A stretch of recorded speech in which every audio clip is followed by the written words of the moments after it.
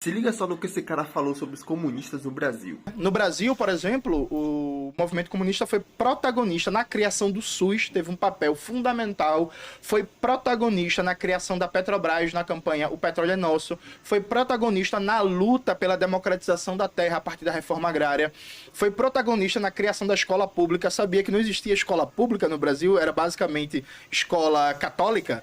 Teve uma luta gigantesca em defesa de uma escola pública, de perspectiva nacional, laica. A gente teve um protagonismo também muito importante nisso. O que acontece, Vilela, é que há uma demonização do movimento comunista por parte do empresariado nacional e estrangeiro, que evidentemente não quer a classe trabalhadora próximo de uma proposta radical.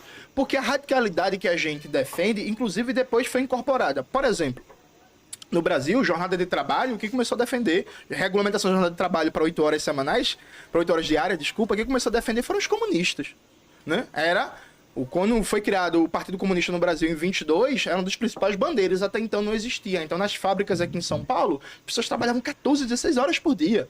A gente que surgiu com essa radicalidade, explicando que é exploração, explicando que é mais-valia e dizendo assim, ó, tem que regulamentar para 8 horas diárias. Veja, isso todo mundo hoje em dia está acostumado, mas foi uma conquista do movimento comunista. Férias, conquista do movimento comunista. Licença maternidade, conquista do movimento comunista. A maioria das bandeiras que hoje a gente coloca como civilizatória foram bandeiras que a gente defendia.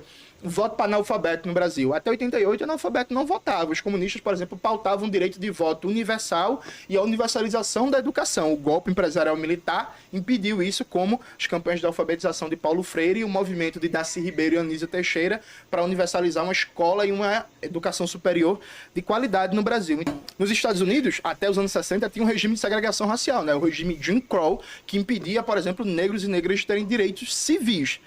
Quando a Suprema Corte foi julgar nos anos 50 se a segregação era constitucional ou não, sabe o que foi que o Departamento de Estado dos Estados Unidos enviou uma cartinha para a Suprema Corte?